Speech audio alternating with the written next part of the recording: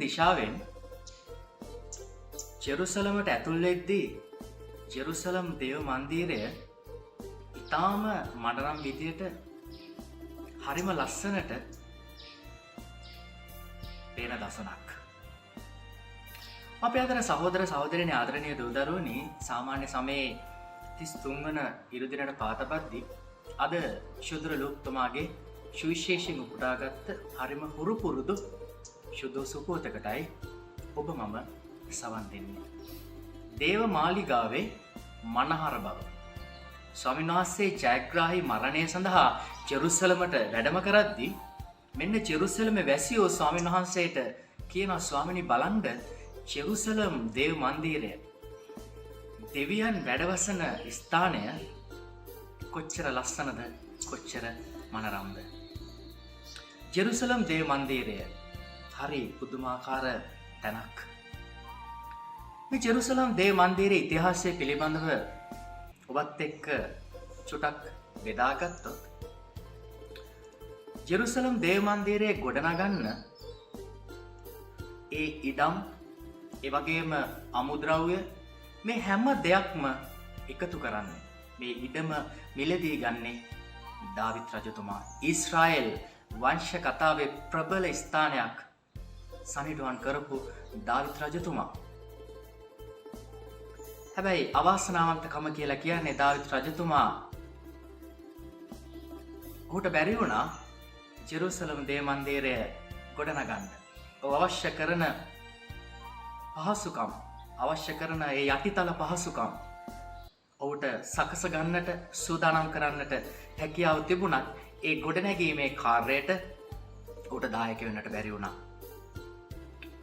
ඔහු මිලදී ගත්ත ඉඩම ඔහු එකතු කරපු අමුද්‍රව්‍යයන් මේ සියල්ල එකට එකතු කරලා අවුරුදු 40ක් පුරාවටම ලොකු වෙහෙසක් ලොකු පරිශ්‍රමයක් දරලා අති දක්ෂ ශිල්පීය ක්‍රම භාවිතා කරලා ඔහුගේ ආදරණීය පුත්‍රයා සලමොන් රජතුමා අවුරුදු 40ක් පුරාවටම මේ ජෙරුසලම් දේව මන්දිරය ගොඩනගන්න කටයුතු කරනවා. ඊට පස්සේ මිනිස්සුන්ට දෙවියන් වහන්සේ පසුපස්සේ ආව හැම කෙනෙකුටම උන්වහන්සේට වැඳුම් පිදුම් වන්දනාමාන කරන්න ප්‍රබලම උන්ගේ හදවත වගේ වටින ශෝධවන්ත ස්ථානයක් බවට පත් වුණා ජෙරුසලම් දේව මන්දිරයට. මේ විදිහට බැතිමුතුන් වන්දනාවේ යෙදෙද්දී ජෙරුසලම් දේව මන්දිරයට පැමිණෙද්දී එවකට බැබිලෝනියාව පාලනය කරපු අගරජ නෙබුකඩ්නසාර් කියන ඒ පාලකයා විසින් ජෙරුසලම් දේව මන්දිරය විනාශ කරලා දානවා. ඊට පස්සේ මොකද වෙන්නේ? බැතිමුතුන් හට වන්දනාමාන කරන්නට බාරහාර ඔප්පු කරන්නට තැනක් නැතුව යද්දී ජුදා මිනිස්සු නැවතත් මොකද කරන්නේ? එස්රා සහ නේමියා කියන ඒ ප්‍රබල පාලකයන් යටතේ නැවතත් ඔවුන් ජෙරුසලම් දේව මන්දිරය ගොඩනගනවා. නැවතත් මිනිස්සුන්ට වන්දනාමාන කරන්න ප්‍රබල තැනක් බවට පත් කරනවා. එතකොට ස්වාමීන් වහන්සේගේ කාලය පැමිණෙද්දී නැවතත් අවුරුදු ගාණක් යනකොට ජෙරුසලම් දේව මන්දිරය පරණ වෙන්නට පටන් ගන්නවා. අබලන් තත්වයට එන්නට පටන් ගන්නවා. මේ වෙද්දි මොකද කරේ? හෙරෝද් රජතුමා මහා හෙරෝද් රජතුමා නැවතත් මේ ජෙරුසලම් දේව මන්දිරය අලුත් වැඩියා කරනවා ජනතාවගේ වන්දනාව සඳහා. මේ ජෙරුසලම් දේව මන්දිරය කොච්චර වටිනවද කියලා කිව්වොත් සමහර ස්ථාන තියෙනවා රත්තරන් පවා ආලේප කරලා හරිම මනරම් විදියට ගලක් පිට ගලක් ඉදිවෙනසේ තමයි හරිම ලස්සනට හරිම අලංකාරව මේ දෙව් මැදුර ඉදිුනේ අපේ අතර සහෝදර සහෝදරියනි ආදරණීය දූ දරුවනි. එතකොට මේක තමයි ජෙරුසලම් දේව මන්දිරයේ ඉතිහාසය සාරාංශයක් විදියට ඔබත් එක්ක බෙදාගත්තේ. ඒක තමයි ජෙරුසලම් දේව මන්දිරයේ සාරාංශය.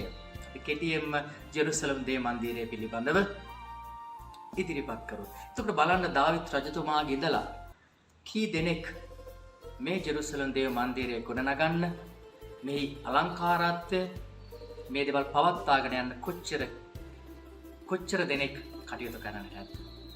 එතකොට එදා දෙවියන් වහන්සේට වැඩ සිටින්නට හදපු ඒ දෙව් මැදුර වගේ අද වත්මන් සමාජය තුළ දෙවියන් වහන්සේ වැඩ සිටින ප්‍රධාන ස්ථාන දෙකක් තිබෙනවා. එදා ජෙරුසලම් දේව මන්දිරය තුළ දෙවියන් වහන්සේ වැඩ සිටියා. ඒ දෙවියන් වහන්සේම අද ස්ථාන දෙකක වැඩ සිටිනවා. ඒ ස්ථාන දෙක කුමක්ද? එක ස්ථානයක් තමයි ඔබ මම අයිති මේසමේ ඔබ මම අයත් වන දේවස්ථානය. චුට්ටක් කල්පනා කරලා බලමු. එදා දාවිත් රජතුමාගේ හදවතේ ඇති වුණා ලොකු ආශාවක් දෙවියන් වහන්සේ වෙනුවෙන් ගෘහයක් නිර්මාණය කරන්න. ඒක තමයි අඩිතාලම දමපු ජෙරුසලම් දේව මන්දිරය. අද අපි මිනිස්සු විදියට අපි අපේ නිවස සාදා ගන්න, නිවස ගොඩනගලා ඉවරුනාට පස්සේ නිවසේ බිත්ති ටික